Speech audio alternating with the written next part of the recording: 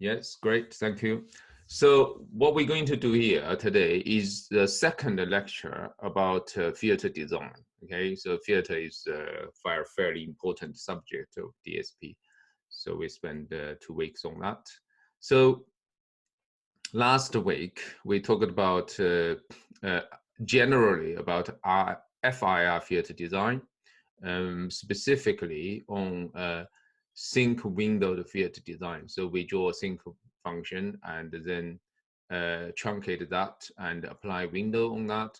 So it will generate some non-ideal low-pass filter. Then we talk about other technicals to convert low-pass filter into any arbitrary type of filter. So today we're going to mainly talk about IR filter design and bytecode EQ, which is a specific case of IR filter.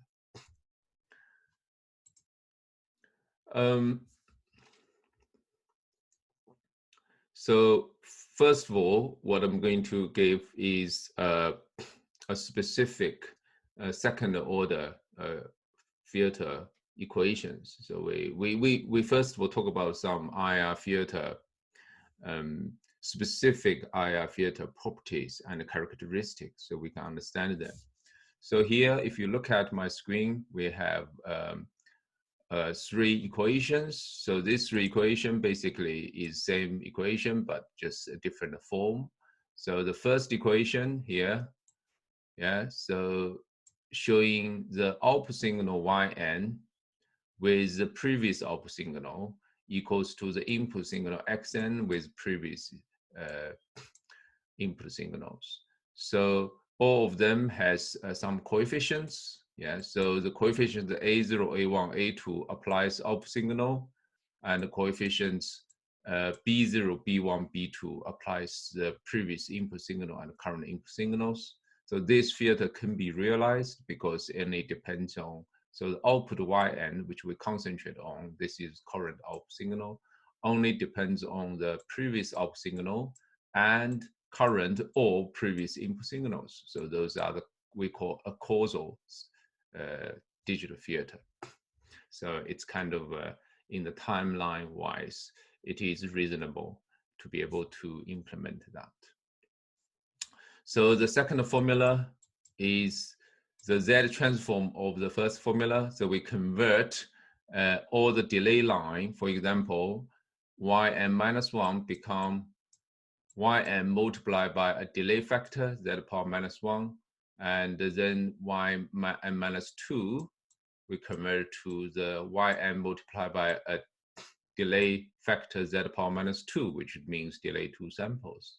So we apply similar kind of concept to x as well. So we end up with this second equation.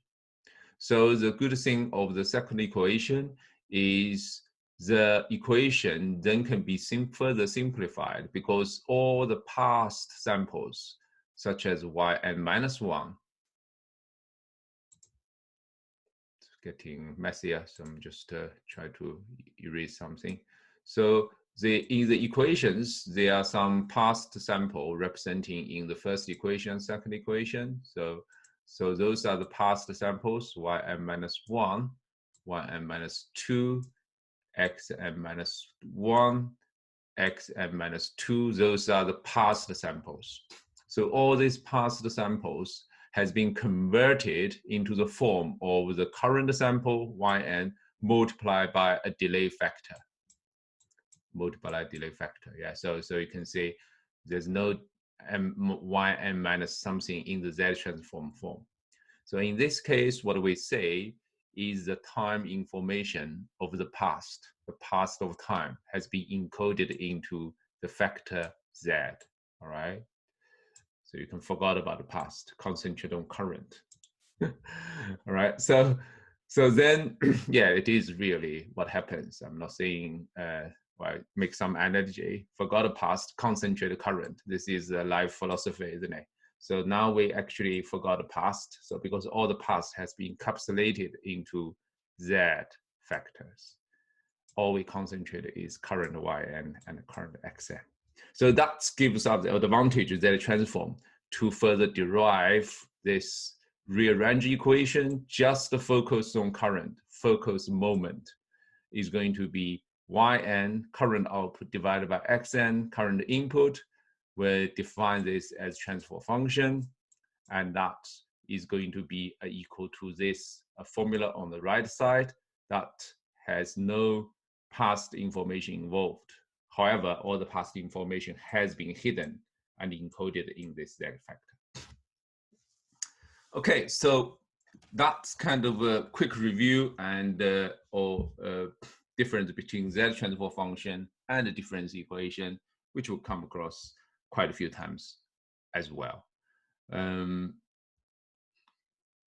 So the advantage of Z transform is that directly linked to the frequency response. We can derive the analytic expression of the frequency response by replace Z with the actual mathematical formula, Z equal to e to j omega t. So that is e to j omega t. I'll say this exp representing exponential with natural logarithm as base. So exp, this symbol is equivalent to e to j omega t. In past lecture, I did mention about this. Omega is to do with your frequency in angular form, and the t is to do with your sampling frequency as in sampling period form. So in that case, then we can derive for given any frequency, we can calculate the magnitude response. So given any frequency, we'll be able to find the absolute number, which is a real number. The form of this is complex form, but the absolute number is real number. So giving any frequency, we got real number.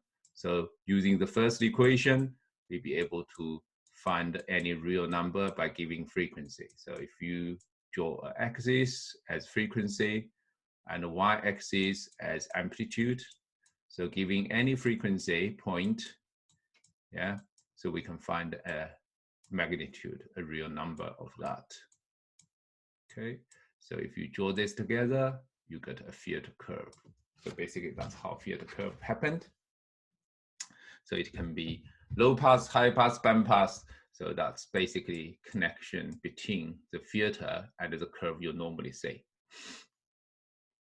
In addition, we have phase response, but that's not our focus on this module. Yeah, so this phase response is one of the area of digital filter. Specifically in communication area, you don't want kind of a nonlinear phase, stuff like that. For audio, we'll be okay with sort of phase response. In most of cases are not too important. Phase response, basically just one more word, is giving any frequency again, giving any frequency omega, you can find an angle of that. So this one, we're going to have some radians or degree angle. So the angle of the delay. So for example, this is 1 radians, 2 radians, pi radians, yeah, so pi radians, and so you got different frequency will have different angle delay. So connect them together, for example, then you got some phase response of this digital field. Okay, so next slide is more of the just the detail of how to calculate that. So when we talk about absolute value of digital filter, you really talk about, you know, converting a complex form into real form. The mathematical formula is the real part of that square plus imaginary part of a square root of it. And for the phase response, you're really talking about the inverse tangent, which is a trigonometry of the imaginary part value and the real part value of the, so arctangent really, this is of this expression. Okay, so that's so far of the what we just basically 10 minutes review of everything digital filter knowledge we have. So we're going to talk about the IR filter design. Okay, so before we talk about IR filter design, I would like to mention a little bit about analog filter, because a slightly different approach, or probably we can say a drastic different approach, I say, from IR and FIR design. So FIR design is to do with inverse Fourier transform of frequency response, where IR filter design is normally come from analog domain, all right? So in most of case, audio engineer and music engineer, they would like to use IR filter because they have a direct correspondence from the analog domain. People using analog filter for so many years, all right? So I am not sure, have you heard about the Laplace transform, or have you formally studied the Laplace transform? Anybody? No? Okay. So okay. So that's fine. Then we can ignore. It's not too important. It helps to understand IR filter, but it's not essential. I can just quickly introduce a little bit about the Laplace stuff in 2 minutes. Just overview what is likely. Just get an intuitive understanding of that. Okay, so we have done a bit of Z transform. Basically, we say Z is a factor to encapsulate time. Well, Laplace transform has basically a factor called S. So that transform is using in digital computer because it can encapsulate a discrete time. Yeah, so it's got time period here. So we calculate a discrete time. So this is probably 20 microsecond if it's 48K. Yeah, 20 microsecond. So you only discrete samples of available. Whereas Laplace transform is encapsulate of time in the analog domain. All right, this is more kind of abstract level, but imagine you have a continuous time and you want to encapsulate time in some sort of mathematical formula rather than t, because different components will react differently, especially the changing of the time. So then we encapsulate using Laplace transform factor S. So you can see it's basically integrate value of the function of the time depending on how the components react over the function. So we don't need to go to that in detail, but after this establishment of Laplace transform factor, you actually be able to establish some time sensitive or frequency sensitive. In the way, what I should say, the changing of the time is frequency, isn't it? So philosophically, so how the pattern changing of the time is frequency. That's how frequency defined, yeah? So if you repeat a pattern so many times, the high frequency, or so few times, then low frequency. If you don't repeat pattern at all, you just have zero frequency, like a DC, all right? So in that case, so we can encapsulate this frequency sensitivity factor into S. So the inductor will be Ls, the inductor, because for inductor, if you have a lower frequency, it just pass the signal, yeah? If it's high frequency, it become a bit of a resistance, yeah? So inductor, yeah, inductor is basically a piece of wire, just, you know, go around, generate some, so you have bigger electromagnetic field, which kind of react as resistant of the current with certain frequency, yeah. So that's S. So S basically represents some sort of frequency. So your higher frequency is higher. So you basically SL, the higher frequency, the higher value is. So it will become more resistant towards high frequency. Maybe it's easy to talk about capacitor. Yeah, so you people know capacitor. Basically, it's like you have some like a metal panel, and they have insulation here. So you can't, the current cannot pass if it's DC. But if you have like AC signal, which is basically alternative up and down current or voltage, and then it will actually stimulate another AC kind of a type of signal on another side, isn't it? So that's capacitor.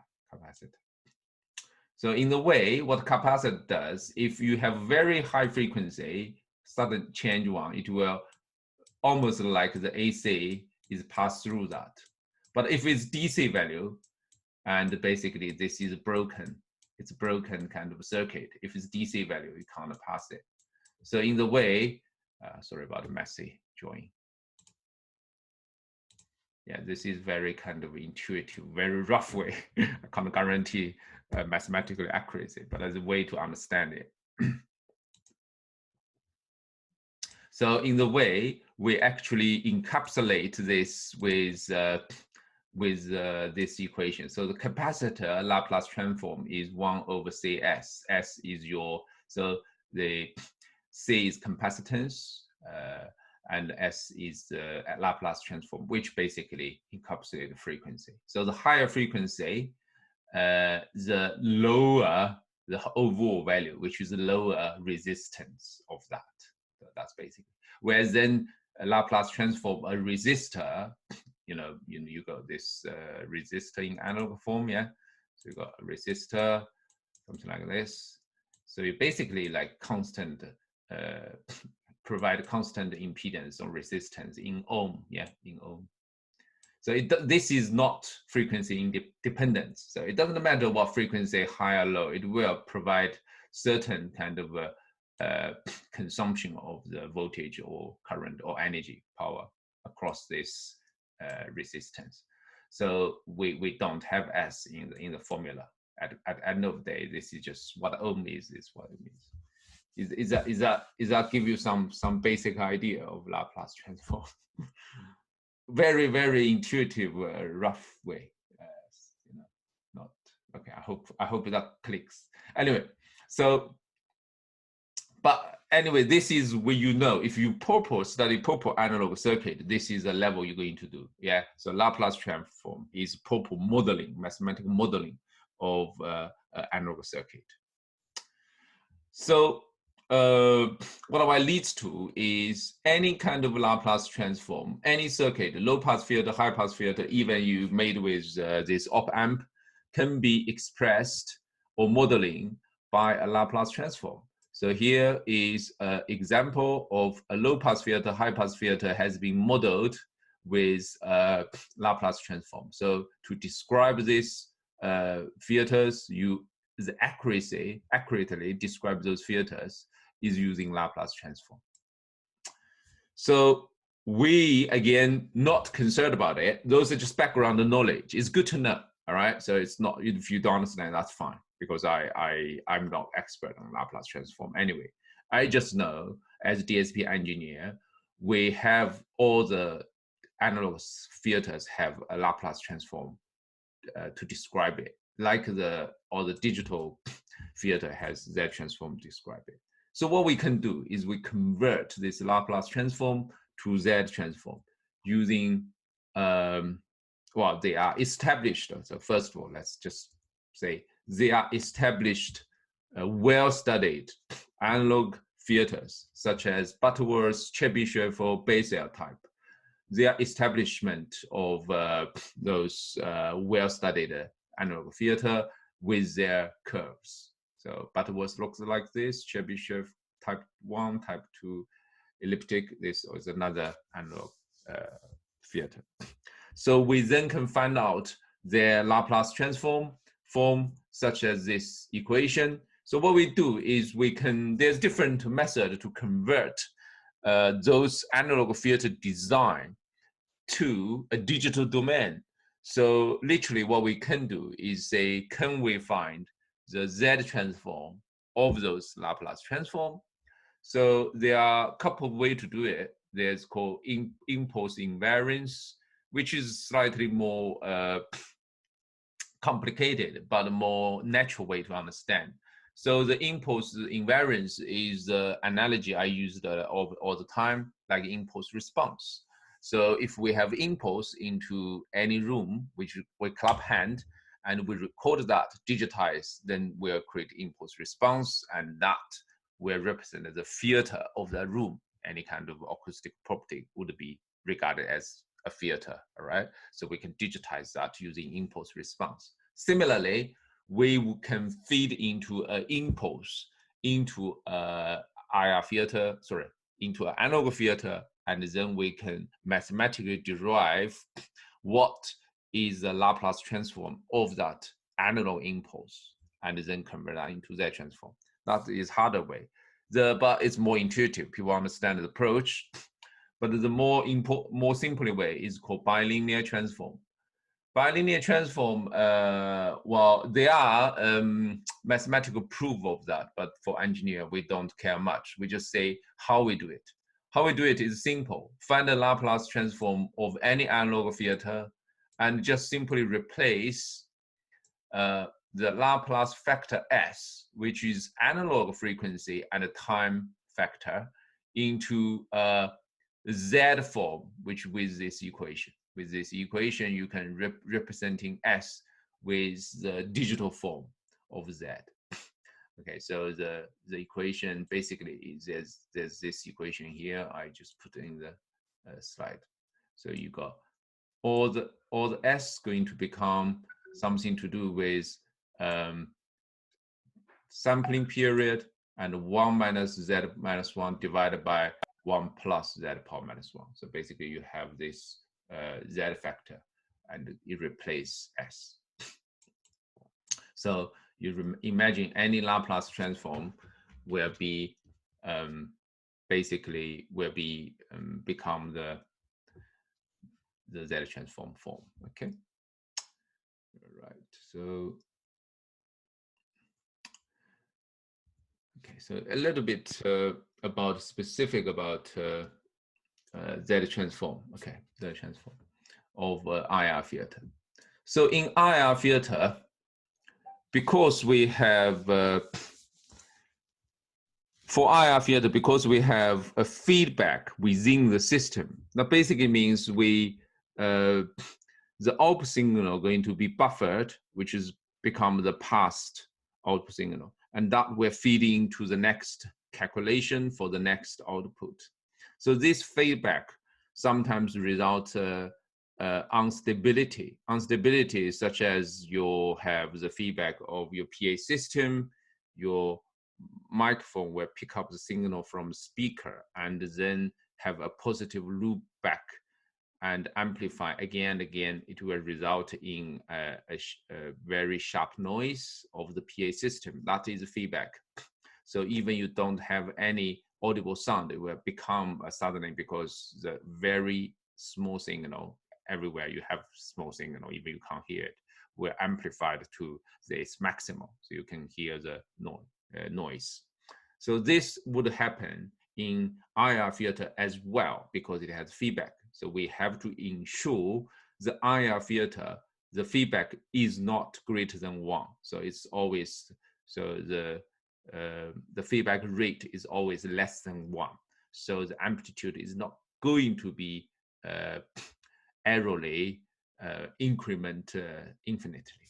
So to do that, we then need to actually mathematically, I mean, we don't need to do that, but the way to accurately predict this behavior is to find the zeros and the poles of this filter. So you probably will hear about this zero and poles filter. Okay, so what is zero and poles?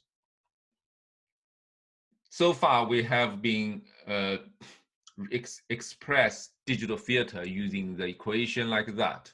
So this equation consists with a denominator and a numerator. The numerator is in terms of what we call polynomial. This is called polynomial, yeah? Constant plus the variable z minus pi 1 plus z power minus 2, and so on.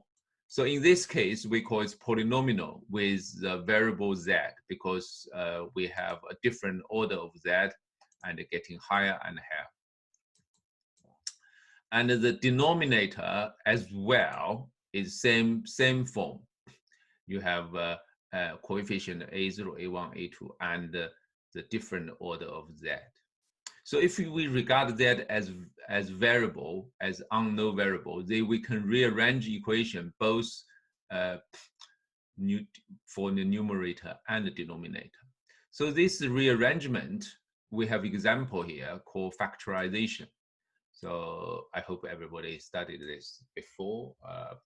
I don't know, I haven't done any education in UK when I early years. So this is probably done high school or secondary school. Yeah, secondary school, you studied this. So any kind of polynomial form, you can convert it into factorization form.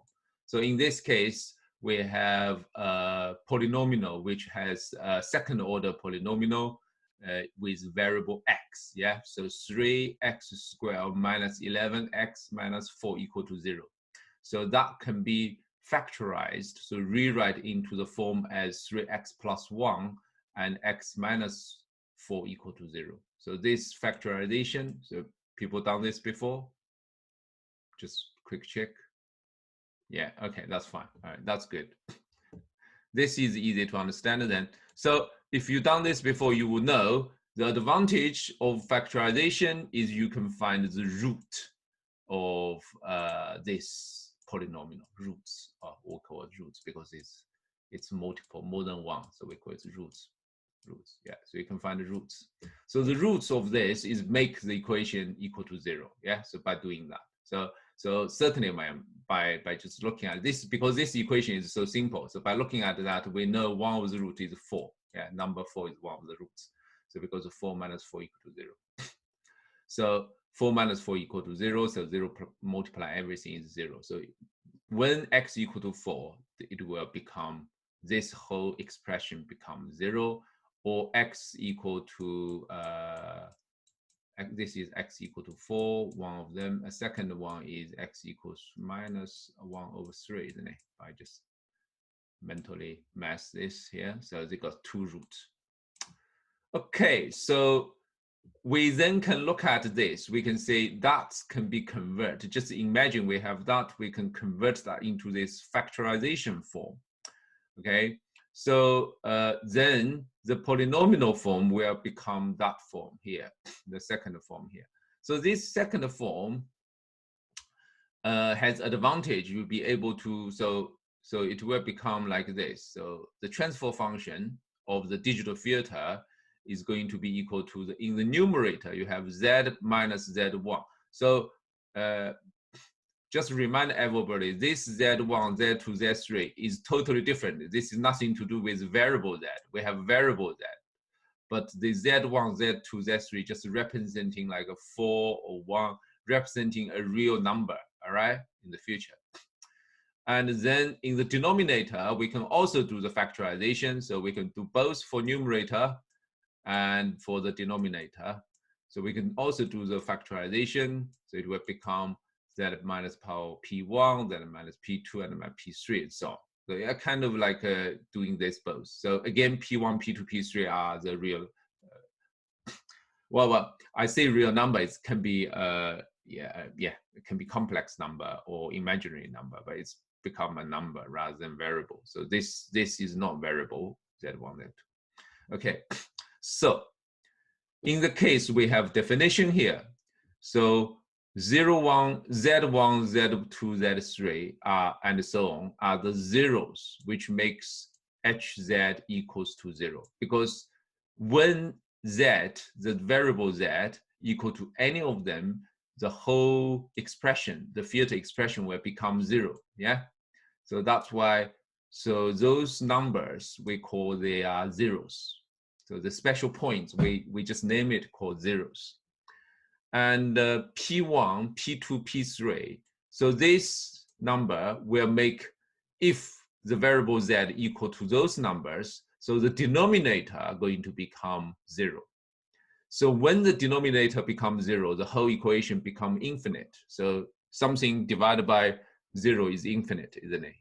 So P1, P2, P3 are the poles. So we define this called poles. This is another terminology which makes this equals to infinite. So poles and zeros can be a complex number, So it's not just like 1, 2, 3. It can be 1 plus for example, can be 1 plus 2j. That's complex number. Yeah. So, okay, so in this case, there's a graphic representation of the roots, which is poles and zeros of an IR digital filter. This, because for example, for FIR filter, you don't have the denominator like this. FIR filter denominator is always 1, FIR. So the denominator, this is IR filter, yeah. But for FIR filter, the denominator is always 1. So in this case, number 1. So in this case, for IR filter, we be able to plot all the poles and the zeros in a diagram called complex diagram. So because it's complex number, so we can plot that in a complex number diagram. So, well, this diagram gives quite lots of different information. One information is you can actually derive frequency response graphically. So the frequency response, such as the magnitude response at certain frequency omega, or this is frequency omega. I think there's a way to looking at this is 0 and this is pi. So if you normalize your frequency, it can be between 0 and pi. Okay, omega equal to 2 pi f, and f is normalized in terms of half sampling frequency. So this is basically normalized as fs divided by 2. Right, so again, using mathematical tool to understand it. So any point on this circle, we're representing any frequency. So that given frequency, the magnitude response, so the filter magnitude response will be the product of the length of the vectors drawn from the zeros to this point, divided by the product of the length of the vector drawn from the poles from that. So basically that's zeros. So this lines and this lines multiply together divided by this line multiplied by this line. I mean, this kind of thing is very interesting because I can't design filter just using the pole and zeros. In MATLAB, you do have the toolbox. You can just directly place those pole and zeros and the filter will come up with you. So I think when I did a MSc degree in UK, I did my MSc and PhD in UK. So one of my colleagues from military communication department, you know, I did part-time MSc. So he's very good at it. I was impressed. He can just by drawing those dots and say, I want a low-pass filter. He just plot a couple of dots on the screen. So some people can see it graphically. So it's very useful. However, the most important factor, okay, there's phase response is, well, we can ignore the phase response, but to be able to, I don't have a slide of this probably. So to be able to say the IR filter, if the IR filter is stable without any kind of instability, so the filter will explode. If you have you know, positive feedback within the system, is to ensure all the poles must within the unit circle. So this is unit circle. So this is unit circle means the circle with radius as 1. Sorry, I bad drawing. So this radius is actually number 1. So all the poles has to be within this unit circle. If you have poles outside the unit circle, and the digital filter will become unstable. So the digital filter is no longer unstable IR filter.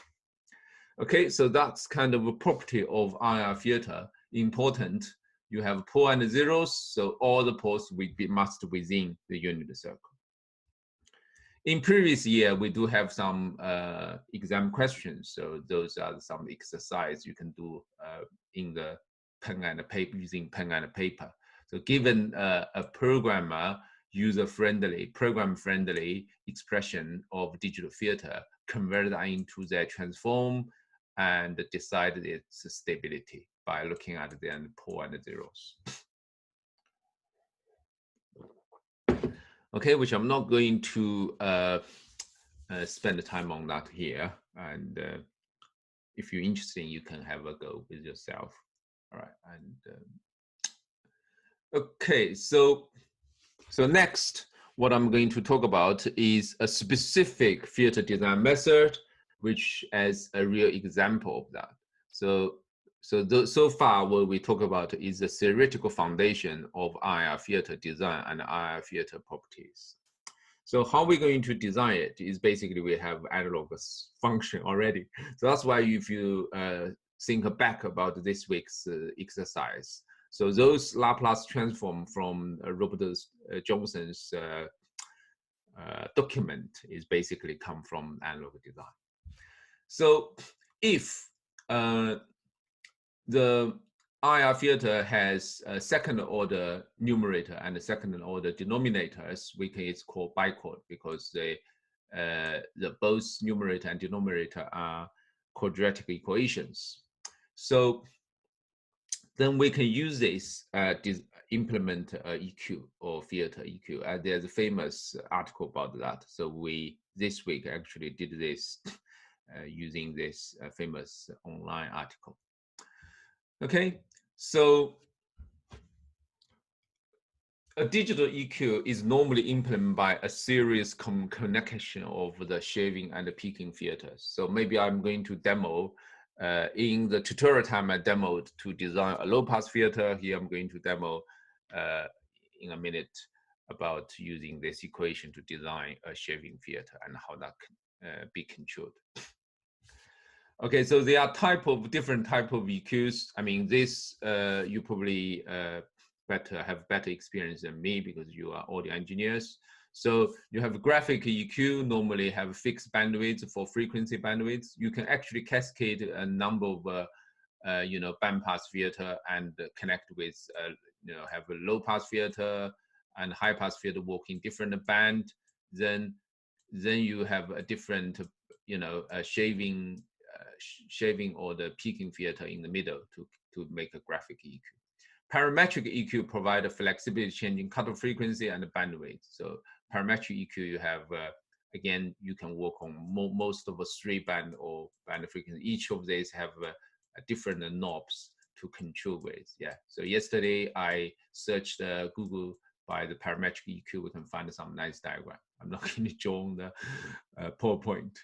Okay, so those all the consist with a couple of IR filters, So let's kind of have a look at the way how can the couple of specific terminology in audio EQs.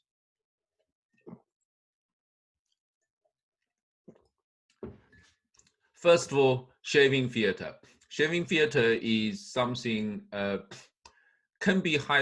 it's not kind of a traditional definition of low pass and high pass. It's basically working at a frequency range, and within that frequency range, you either boost or attenuate the energy of that frequency components of that range of frequency components. Okay, so basically showing this diagram. So for example, a low pass shaving filter is really work on the lower end of the frequency. I mean, it depends what you can set up this kind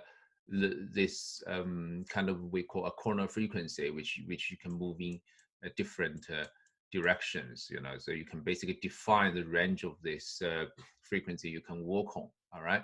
So then you can actually, you want to attenuate, you can attenuate normally in music terminology called cut, and you can actually increase the energy, which is called boost, right? So similarly, for high pass shaving is working at just the area of above the cutoff frequency. So again, this cutoff frequency, you can altering the position of that point. So high pass shaving filter again work both either you can make amplification or make attenuation of the energy you are working on. And in between, we also have a specific called a peaking filter. And the peaking filter is basically working around a center frequency. Again, you can define the center frequency. You define the center frequency, you can define at different position or either here or there. So then the curve will around that. So you will work at either boost or attenuate the energy around that frequency. This is called peaking. So IR filter is extremely good to implement those type of filter. Not FIR. FIR couldn't achieve that. I mean, you can, but this is traditionally we're using IR filter to do that. So that's what Bristol-Johnson's document indicate. We can tell us how we can do it. So what I'm going to do maybe is do some demo. Okay, so then if you can cascade them, so each of them representing one type of IR filter. So if you make a connection, a bunch of those filters together, you can make a full comprehensive parametric or graphic EQ. Okay, so this is diagram of a graphic EQ. So I think I'm going to do is we can go to the this. Okay, so the Robert Bristol-Johnson's EQ curve. So okay, so this week we have been working on the lab on cookbook formula for audio EQ bicode filter coefficients. I have demoed in the tutorials time on using a low pass filter, but the more of the interesting one is the shaving filter. So as you can see, EQ is most useful in audio mixing or audio processing. So it provides more smooth curve than FIR filter. FIR filter more segregated frequency, whereas EQ is more kind of balanced or colorized, whatever your terminology you're using of the different frequency components. So unfortunately, this link is dead, so we cannot use that link anymore.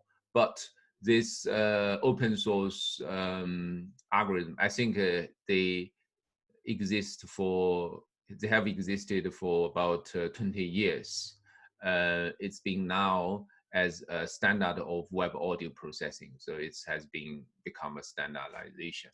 So if you search this, it will be online. I mean, I haven't updated this link here. So the new link would be used W3C official website standardization document. Okay, so I did this yesterday, so I'm not going to do that today now, but I'm going to quick demo using MATLAB. Just spare me a second. I'm going to share the screen. Just 1 minute. I'm going to share the MATLAB screen. I'm going to try to show you the shaving filter, how to do the shaving filter. Okay. Similarly, we can start with those user specifications as we talked about yesterday. So the good thing about this document, I mean, if you're looking at the document in my lab sheets, they're all there and online, is to segregate user specification and the algorithm.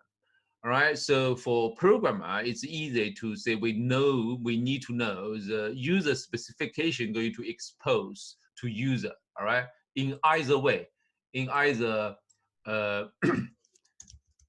parametric EQ, in either like a MATLAB way or in the graphic way. Okay, so this all user specification, isn't it? So for example, if we're looking at this picture here, so you want to give a user interface. You want user to select the dB gain, and you want user to select center frequency, or something like that. So there's probably more of the this picture showing here. So you get Q value as well, Q value, center frequency or corner frequency, dB gain. These three buttons, all right. Certainly you have somewhere in general, because FS sampling frequency is set up overall parameter for any kind of a plugin audio effects. So those are the user parameters. So those user parameters need to expose to the end user, and then when end user then forgot about anything, they don't need to worry about the algorithm. Then we do the algorithm for them. And then we promise when user set up this, they will produce certain results. So the first section of this is give the definition of those end user parameters. So we do this end user parameter. So we're sampling frequency, simple like that. So we can basically converting that into MATLAB code very easily. Let's do some live coding here. So sampling frequency equal to 44100 CD quality. Then center frequency. So I don't know, peaking theater, what kind of center frequency normally you guys are using? I'm going to, if you can give me some figure if you want to, because I'm not an audio engineer. I don't know what peaking theater normally work on, which band. Any audio engineer can give me some figure as center frequency on the peaking theater. So I'm going to do a peaking theater, yeah. So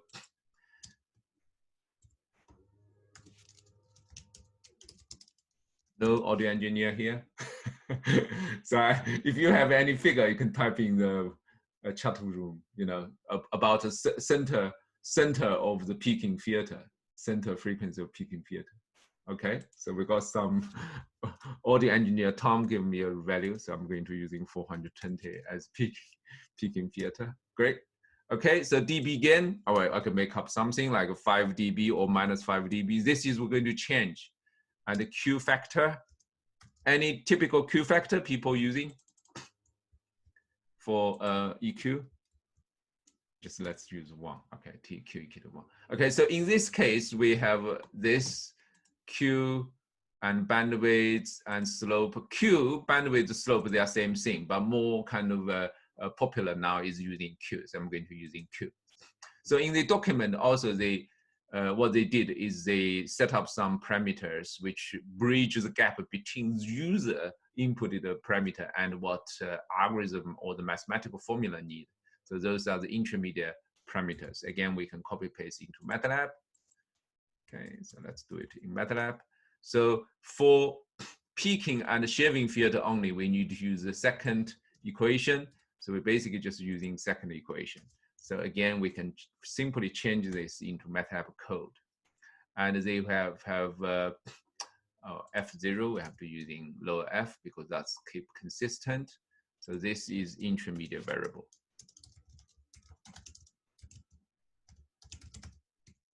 Okay, so we have basically convert, because user want 5 dB or 10 dB, but algorithm normally using linear instead of 5 dB or 3 dB, they probably put 1.7, something like that. Instead of minus 3 dB, 0.7707, you would calculate. And we don't need the cosine and sine because in older days, the computer couldn't do cosine sines. They have to maintain a trigonometry table. That's why Robert Johnson write this as the intermediate variable. And alpha is something to do with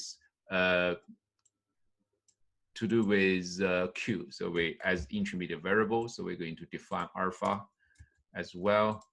So is intermediate variable of alpha. Okay, so that's intermediate variable done. Yeah, here needs to be the comments. All right, and semicolon. That's good.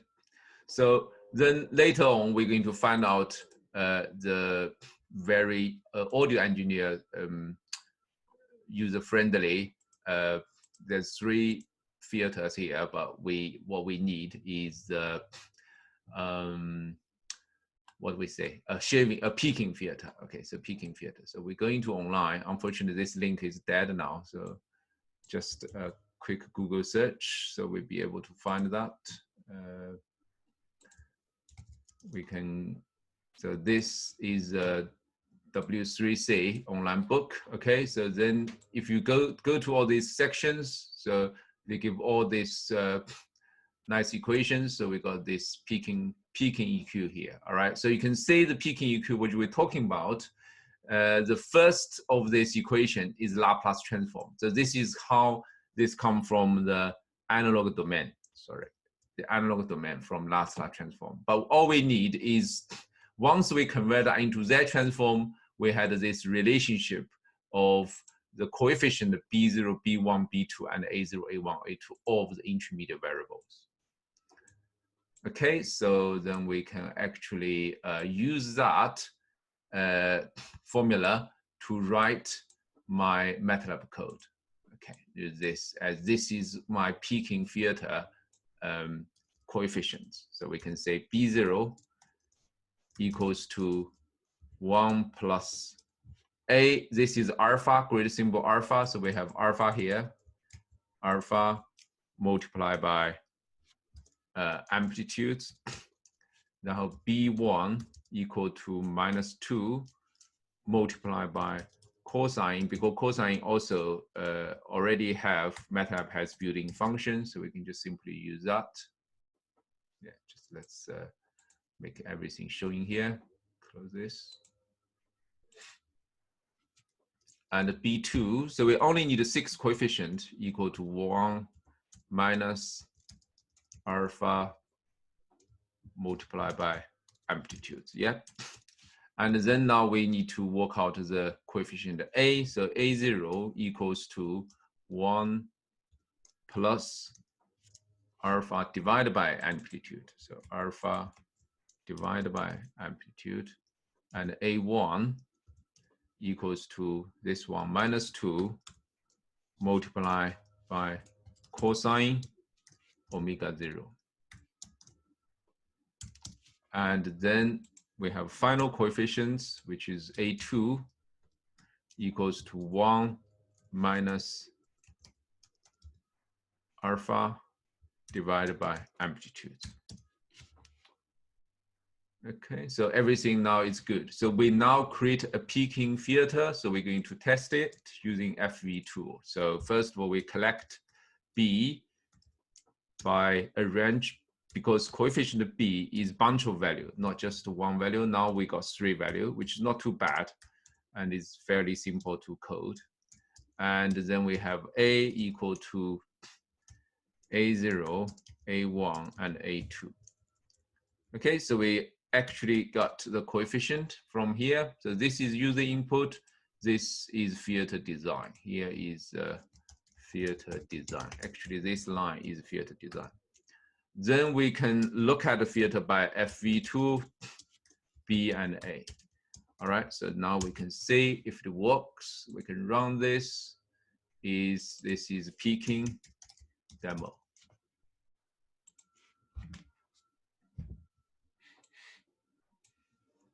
It takes a bit of a while because FV2 has to calculate this complex stuff. So now we got this curve. So first of all, I'm going to change this to audio friendly, which basically says, make it as logarithm, yeah, frequency scale in the logarithm. That's kind of people normally looking at this logarithm here. And then what I'm going to do is to make this curve a bit of more clear for everybody. So, okay, so this is nice peaking curve, which should work at, you can see the y-axis is dB, in dB. So the 5 dB is just meeting the peak point of this, because I set up as 5 dB. All right, so, and as well, you can actually moving this to the frequency point. So this is normalized frequency here, but we can change to a purple frequency by giving the analytic toolbox 41,000 here, a purple sampling frequency. So it will give you a result of this peak point here is about 420, 420 hertz, and with 5 dB. So it is basically the algorithm achieved what you want to do. And say how this will be parametric is we can also test it, whether this one, it is parametric. Parametric means we can change the parameter and the filter should react very quickly. So 5 dB, then we can say if I want, for example, minus 4 dB. So we can do this as cut rather than boost. So we can run this again. Okay, so we again do the analysis parameter, and we go into logarithm and apply that. Okay, and then have have a quick look about this curve. And we're using a different color. So this is, you can see the -4 dB here, exactly the peak point minus dB. And then this is the 5 dB, positive 5 dB curve boost, and -4 dB cut. Okay, so then also we can try different Q. Maybe you can say this is too sharp. So can we try Q? Then because I got Q equal to 1, then we can try a smooth Q. Q equal to 0.5. We can try a 3-figure, second figure, and then see if there's any improvement of that. And analyze parameter. So again, logarithm apply. Okay, so again, we use red color for this. Okay, so this is Q. You can say this is Q equal to 1, and this is Q equal to 0.5. It really depends your application. Do you want more smooth or wider, or want sharpness of the curve? So you can adjust the Q, adjust different dB gain. So this shows this filter really is parametrical. You can change the parameter while having to change the center frequency, but you can try that as well. Okay, so this demo code I'm going to upload afterwards. So you get a peaking filter, nice peaking filter algorithm. And then you can reverse engineer, say how I achieved this by reading the online document, doing most important work what software engineer does, which is copy paste. All right. Okay, thank you very much for attending today's session. And I see you around, because I will arrange some drop-in session before submission. So if you want, please attend those sessions. Okay, bye-bye for now.